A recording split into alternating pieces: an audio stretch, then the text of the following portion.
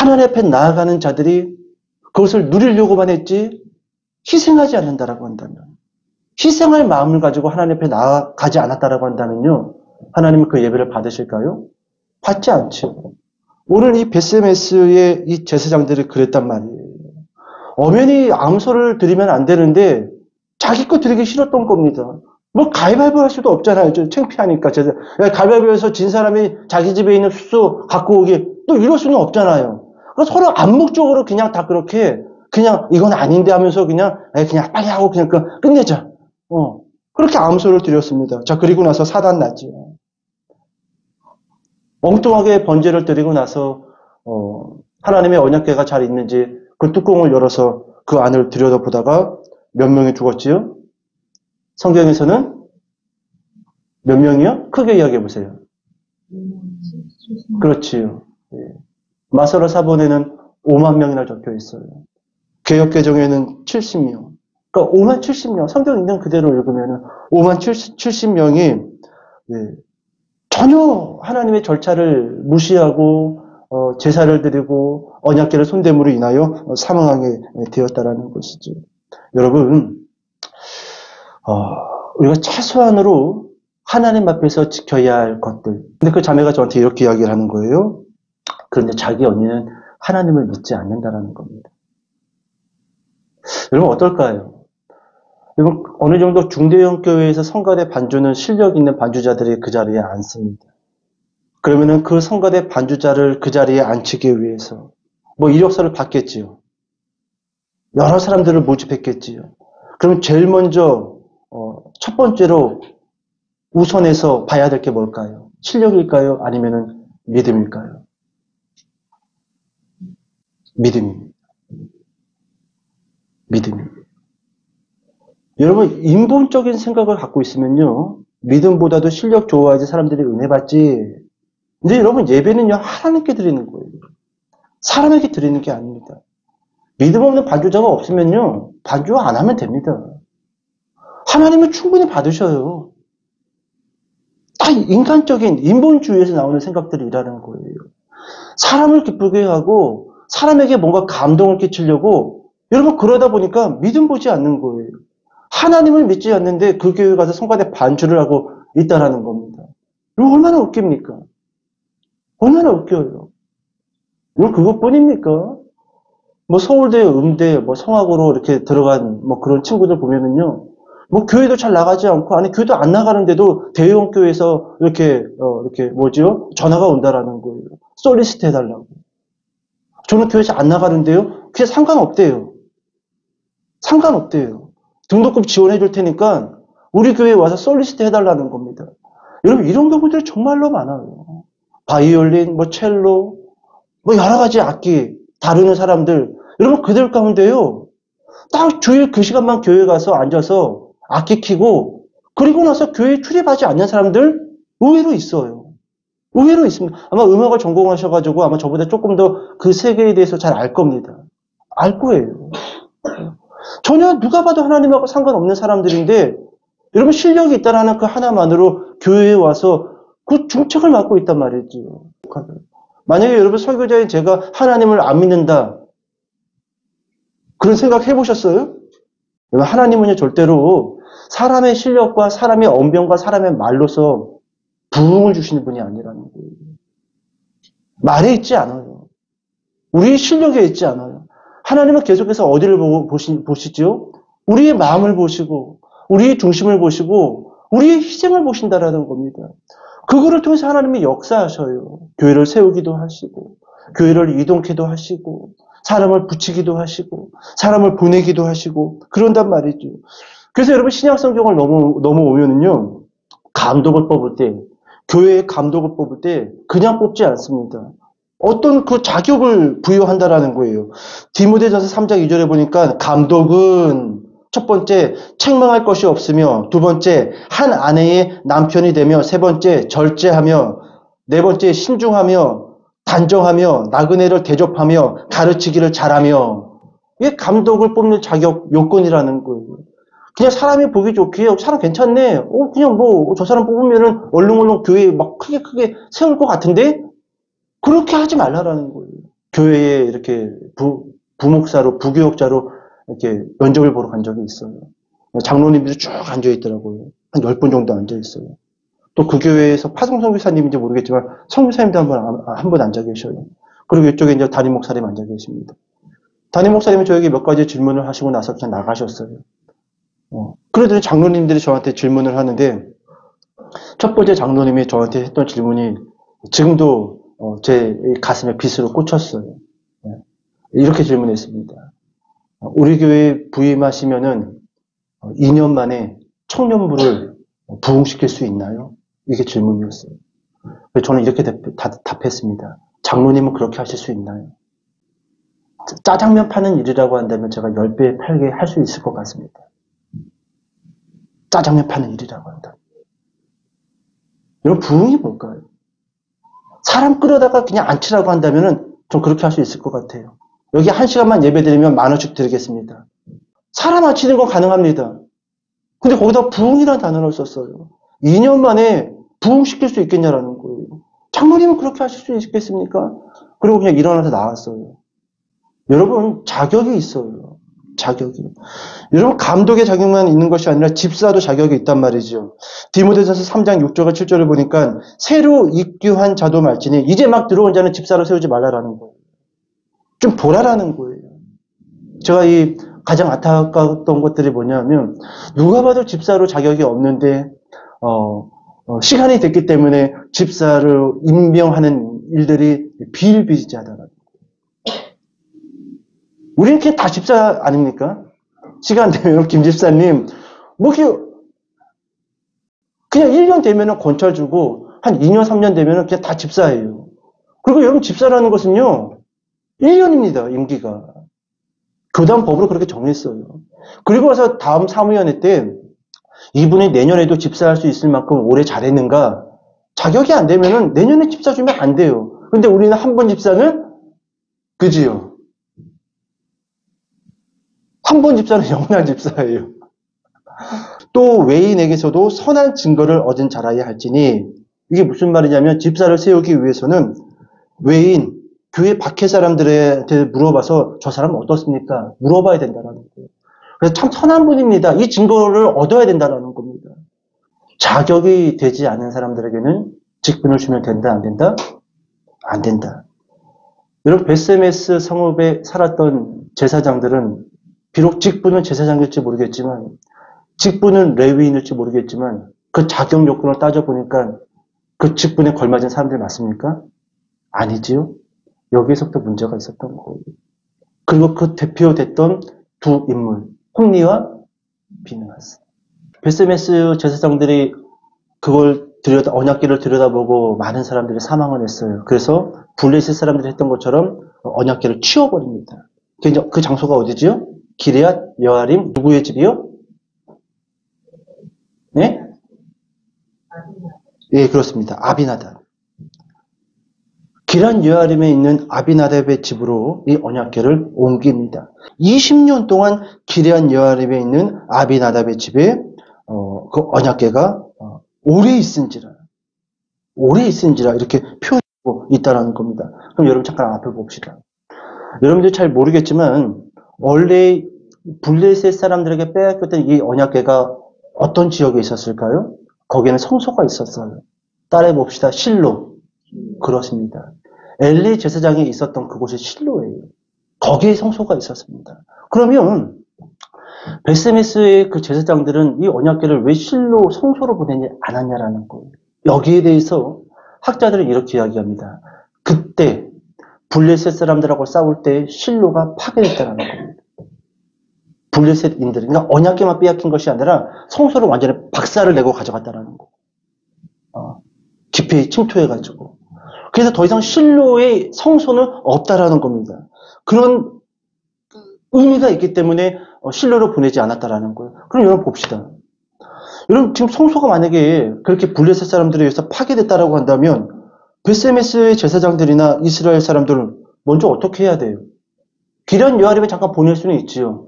근데 20년 동안 놔둘 필요가 있을까요? 일단 뭐 해야 돼요? 성소 줘야죠. 치면 되잖아요. 뭐 헤롯 성조처럼 뭐 50년, 100년 그렇게 뭐 거대한 성전 말하는 거 아니잖아요. 성소. 간단하게 지면 된단 말이죠. 그거 다 율법에 나와 있어요. 다 알고 있습니다. 몇 미터, 몇 미터, 몇 미터. 다 알고 있단 말이에요. 근데 져요, 안 져요? 안 지지요? 여러분, 이것이 이스라엘 백성들의 영적 상태였다라는 겁니다. 이렇게 볼까요? 성소와 언약궤에 관심 없었어요. 귀찮은 존재. 같이 있으면은 힘들게 하는 존재. 없으면 편한 존재. 여러분, 하나님이 귀찮으십니까? 어때요? 만약에 하나님이 여러분들 집에 가서 한 달만 같이 살자라고 한다면 어떻게 하실래요? 예전에 할아버지 목사님들이 부흥회 할 때 그런 이야기 많이 했어요. 내가 오늘 김장로네 집에 가서 한 일주일만 같이 제가 그 집에 숙박 좀 하면은 장로님 어떻게 하실래? 그러면은 사색이래. 불편하다는 거예요. 목사님 우리 집에 좀 불편해요. 나가세요. 때로는 막 욕도 해야 되고, 때로는 소리도 질러야 되고, 때로는 와이프하고 같이 막 싸움도 해야 되고, 이래야 좀 사는, 삶의 의미를 좀 찾는데, 목사님 계시면은 옷을 제대로 벗고 있을 수가 있어. 그렇다고 목소리를 크게 낼 수가 있어. 이거는 불편하잖아요. 여러분, 그랬던 거예요. 실제로 이스라엘 백성들은요, 성소 불편했던 겁니다. 언약궤 불편했던 거예요. 그래서 기란 여아림 아비나답의 집에 놔두고 저자가 말하잖아요. 오래 있은지라. 오래 있은지라. 이게 긍정적인 표현일까요? 아니, 부정적인 표현이에요. 빨리 어떻게 성소를 짓던지 이 언약궤를 모셔야 되는데 그냥 어디 시골 어디 한 구석의 집에 거기다 놔두고 나서 아무도 관심을 20년 동안 갖지 않았다라는 거예요. 네. 그럼 이제 여러분 결론. 20년이라는 시간이 지났는데 귀찮은 언약궤, 불편한 하나님. 그렇게 한 귀퉁이에다가 처박아 놓고 20년 동안 이스라엘 백성들이 살 때 과연 그들은 만족했을까요? 한 1년 정도 교회와 단절하고 한번 살아본다. 예배를 안 드려도 좋고 기도를 안 해도 좋고 성경책을 안 봐도 좋고 여러분 그럼 어떨 것 같습니까? 만족할 수 있을 것 같아요? 여러분 이스라엘 백성들은 어땠을까? 무려 20년입니다. 여러분 성소가 없어졌고 언약궤가 처박혀 있어요. 그럼 이 사람들은 도대체 어디 가서 제사를 드렸을까요? 그리고 이들에게는 절기가 있었는데 이들은 도대체 어디서 절기를 지켰을까요? 제 생각이에요. 여러 가지 신학자들의 의견이 있지만 다 무시해버린 거예요. 한마디로 끝난 거예요. 끝난 거예요. 놀랍지 않습니까? 무려 20년 동안 절기가 없었던 거예요. 어디서 제사를 드립니까? 언약궤가 좀 처박혀 있는데 성소가 없는데 어디서 번제를 드리냐라는 거예요. 하나님은 엉뚱한 곳에다 갖다 처박아 놨는데 여러분 결국 여러분 이 이스라엘 백성들은 20년 동안 만족할 줄 알고 평안할 줄 알고 기쁠 줄 알고 즐거울 줄 알고 기란 여아림의 아비나답의 집에 언약궤를 처박아 놨지만 이번 그들은 그렇게 만족해하지 않습니다. 다시 한번 2절 말씀 읽어볼까요? 7장 2절. 자, 시작.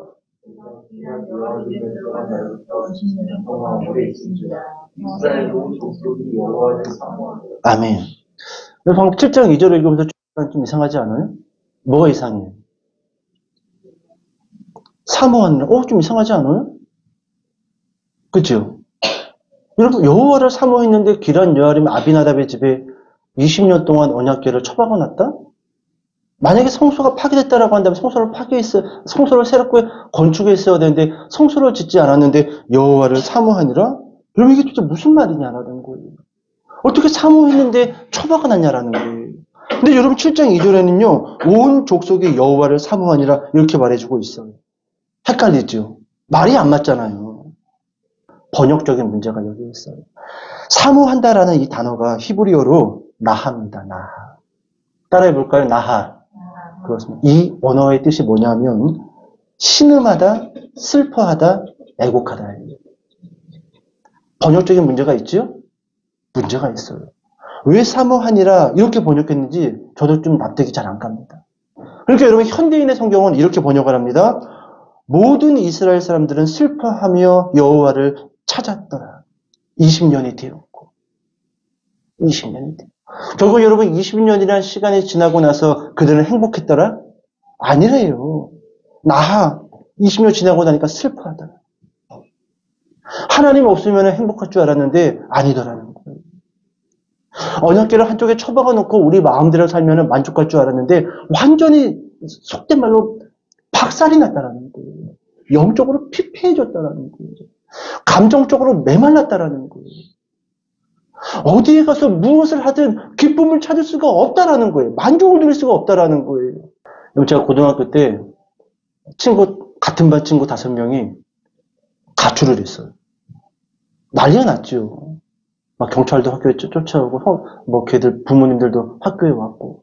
그러고 나서 며칠 후에 얘들이 학교에 왔습니다. 그냥 돌아온 거죠. 그래서 제가 한 명이랑 친해가지고 물어봤어요. 너 왜 가출했냐? 첫 번째는 호기심이에요. 호기심. 뭔가 집을 나가면은 뭔가 좀 자유로울 줄 알고, 뭔가 좀 좋은 일들이 있을 줄 알았다라는 거예요. 근데 개코나. 집 나갔더니 첫 번째, 배고파 죽을 뻔했대요. 두 번째, 씻을 데가 있어요, 없어요? 없잖아요. 누가 걔들을 먹여주고 누가 그들을 재워줍니까? 개고생. 절대로 안 나간대. 절대로 안 나간대요. 여러분 지금 이스라엘 백성들도 마찬가지 아닐까요? 하나님 안 믿고 하나님 없이 살면 만족할 줄 알았는데 아니에요. 자, 결국 여러분 이스라엘 백성들 20년이 지나고 나서 이상한 영적 움직임이 일기 시작합니다. 바로 하나님을 찾으며 울더라는 거예요. 모든 이스라엘 사람들은 슬퍼하며 여호와를 찾았더라. 여러분 오늘 제가 이 설교의 제목이 부흥의 전제 조건입니다. 부흥의 가장 강력한 전제 조건 중 하나가 무엇이냐 하면은 가장 깊은 영적 나하를 경험하는 것입니다.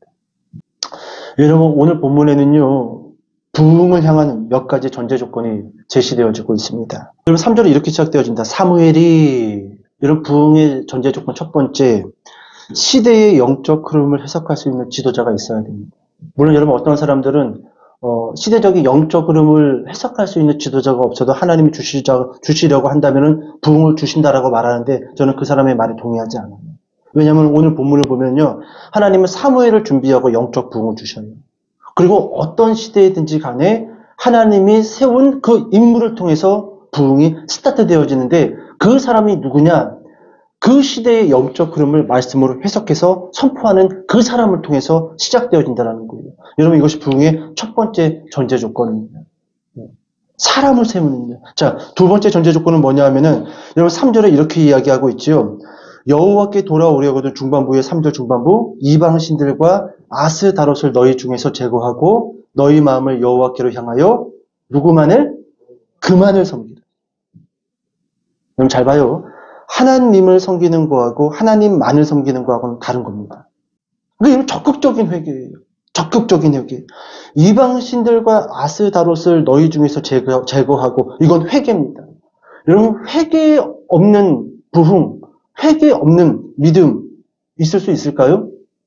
없습니다. 회개는 어떻게 보면은요 처음이자 마지막일 수 있어요. 신약 성경의 스타트가 회개로 시작되어지고 신약 성경의 마지막 책 계시록을 보면은요 회개로 그것이 끝마쳐지고 있다라는 거예요. 이렇게 이야기해 볼까요? 회개 없는 믿음은요 가짜 믿음이고 거짓 믿음입니다. 여러분 교리를 믿어서는 안 돼요. 교리는 참 중요합니다. 근데 교리가 우리에게 올무가 될 수 있어요. 성경 위에 교리 있으면 안 돼요.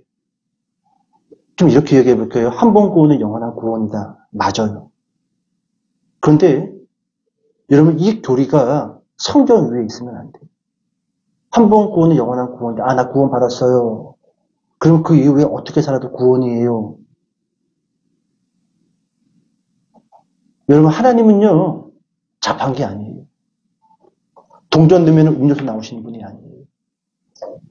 너 아니야. 하나님은요, 우리보다 뛰어난 감성과 지성을 갖고 계신 분이에요. 덮어놓고 예수 믿어? 구원. 하나님은 살아계신 분이에요. 하나님은 수학적인 공식처럼 1 더하기 1은 2. 하나님 저는 1 더하기 1이니까 2 주세요. 이러시는 분이 아니에요. 네가 1 더하기 1이니 너는 그래도 2가 아니다. 무슨 말인지 아시겠어요? 여러분 우리가 자녀를 놓고 봤을 때, 어린 사람들을 놓고 봤었을 때 얘가 아무리 어떤 일을 잘하고 공부를 잘해도 걔가 윤리적으로 문제가 많아. 뒷골목에서 담배 피고 애들 삥 뜯고 그걸 알아. 부모 입장에서, 선생님 입장에서 알아. 그럼 걔를 칭찬할까요? 걔가 전교에서 1등을 해도? 아니에요. 비판합니다. 우리가 하나님 앞에 그렇게 접근하면 안 돼요.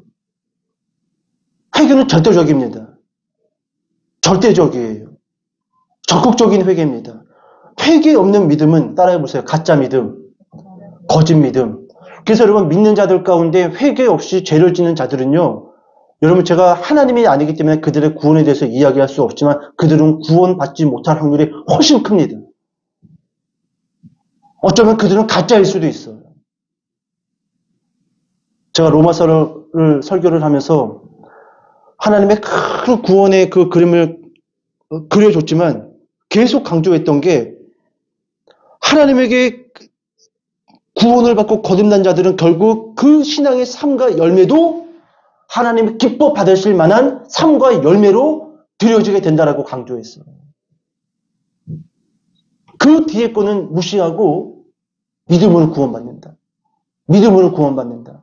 여러분 우리 중에 안 믿는 사람 있습니까? 그런 공식이 아니에요. 공식이 아니에요. 네 삶 속에 정말로 하나님만을 믿고 하나님만을 섬기고 하나님만을 사랑하는 그것을 네 삶 속에서 보이라는 거예요. 보이라는 거예요. 여러분, 때로는요, 우리가 교리를 초월해서 그냥 말씀이 하라는 대로 끄덕끄덕거리고 할 필요가 있어요. 다 이해가 되지 않아도. 회개해. 그럼 회개하면 됩니다.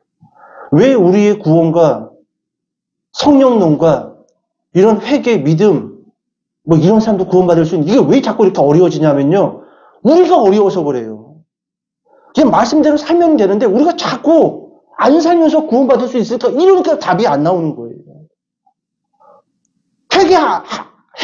회개하지 않은 게 있는데 구원은 또 염려가 돼. 그러니까 염려되는 거고 자꾸 뭔가 엉키는 거예요. 가장 단순해지고 가장 명확해지기 원한다고 한다면요, 다른 거 필요 없습니다.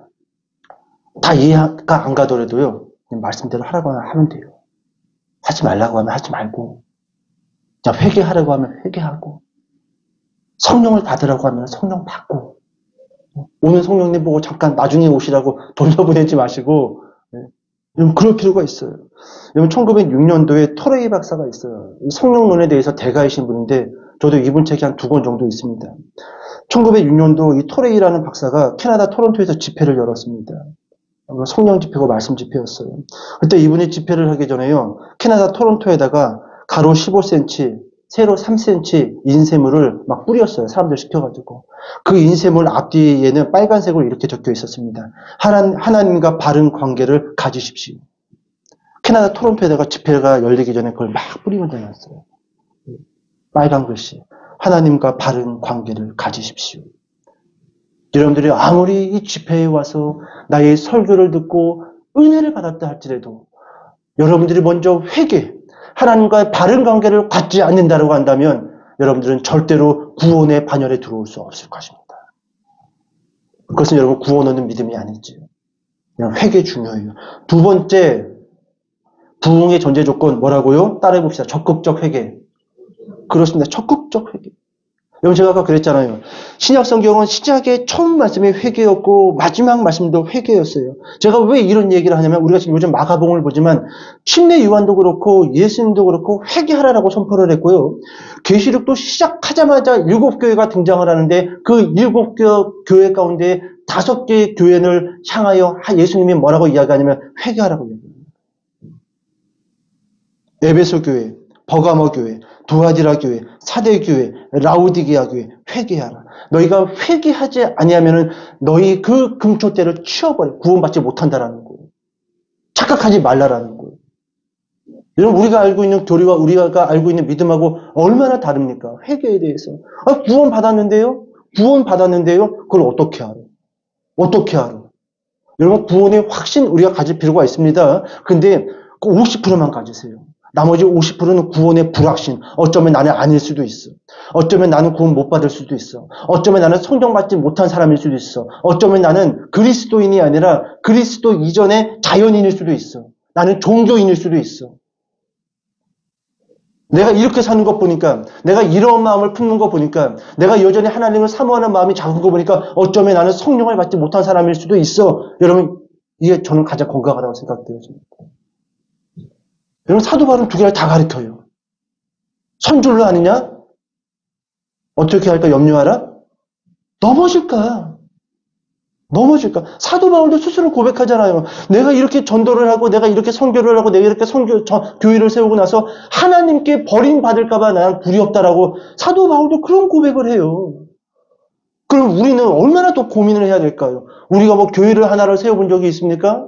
우리가 뭐 나가서 전도를 해서 몇 사람을 하나님께 인도한 적이 있습니까? 그러지도 않잖아요. 근데 여러분, 소아시아의 교회를 그렇게도 많이 사도 바울조차도 나는 구원받지 못할까 염려되노라 그렇게 말하고 있다라는 거예요. 여러분, 부흥의 두 번째 전제 조건 너무너무 중요합니다. 적극적인 회개. 이것만 이야기해 볼게요. 누가복음 13장 1절과 2절 말씀인데, 그때 마침 두어 사람이 와서 빌라도가 어떤 갈릴리 사람들의 피를 그들의 제물에 섞은 이들로 예수께 아뢰니 대답하여 이르시되 너희는 이 갈릴리 사람들이 이같이 해 받음으로 다른 모든 갈릴리 사람보다 죄가 더 있는 줄 아느냐? 너희에게 이르노니 아니라 너희도 만일 회개하지 아니하면 다 이와 같이 망하리라. 이 말씀 기억나시죠? 여러분, 실로의 망대가 무너졌습니다. 또 그 다음 이야기를 보니까 많은 사람이 죽었어요. 성경에 보니까 18사람이 죽었다고 기록되어 있습니다. 마찬가지예요. 저 사람들이 죄가 많아가지고 그 망대에 있다가 망대가 무너져서 18명이 죽은 줄 아느냐? 그래서 예수님은 곧장 이렇게 얘기합니다. 너희도 만약에 회개하지 아니하면 저 사람들처럼 망하리라. 지금 누구한테 이야기하는 걸까요? 지금 예수님을 따라다니는 사람들한테. 예수님을 믿고 있는 사람들한테. 여러분, 이처럼 회개는 거의 절대적이에요. 믿음의 시작이면서 믿음의 과정이고 그리고 믿음의 마침표라는 겁니다. 자, 세 번째, 부흥의 전제 조건 7장 6절 한번 읽어봅시다. 7장 6절. 자, 시작.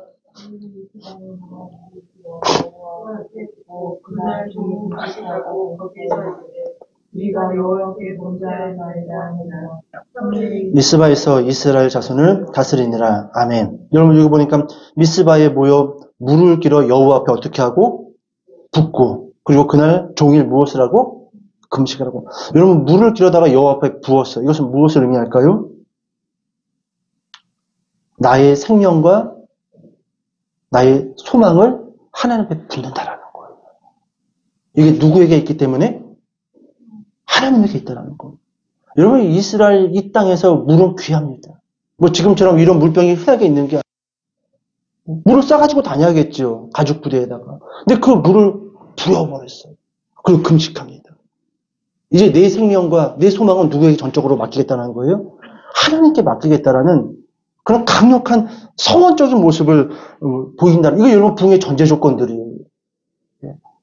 하나님의 세우신 사람을 통해서 시작되어지고, 그리고 적극적인 회개가 이어지고, 그리고 나의 생명과 우리 가정의 모든 소망은 하나님에게 달려있음을 적극적으로 표현하는 이런 것들. 이게 부흥의 전제 조건이에요. 자, 네 번째, 7절 읽어봅시다. 7절. 자, 시작. 이스라엘 자손이 미스바에 모였다 함을 블레셋 사람들이 듣고 그들의 방백들이 이스라엘을 치러 올라온지라. 이스라엘 자손들이 듣고 블레셋 사람들을 두려워하여. 자, 네 번째는 부흥의 전제 조건. 부흥과 함께 위기도 찾아온다는 겁니다. 막 부흥이 일어나고 회개를 하고 내가 하나님 앞에 온전히 돌아갔으니까 이제 뭐 안전하겠지, 잘 먹고 잘 살겠지. 근데 그렇지가 않아요. 오늘 본문에서 보여주는 네 번째는 부흥과 함께 곧바로 위기도 찾아온다라는 것. 자, 5번째 마지막이에요. 7장 8절 읽어봅시다. 시작. 이스라엘 자손이 사무엘에게 이르되 당신은 우리를 위하여 우리 하나님 여호와께 쉬지 말고 부르짖어 우리를 블레셋 사람들의 손에서 구원하시게 하소서 하니. 자, 5번째 부흥의 전제조건 5번째. 위기를 통해 나의 회개가 진짜임을 증명하라. 여러분, 4번째 부흥과 함께 위기가 찾아왔습니다. 여러분, 정말로 이 사람들이 회개를 만약에 거짓으로 했다라고 한다면, 회개를 장난으로 했다라고 한다면 이 사람들은 어떻게 했을까요? 도망쳤을 겁니다.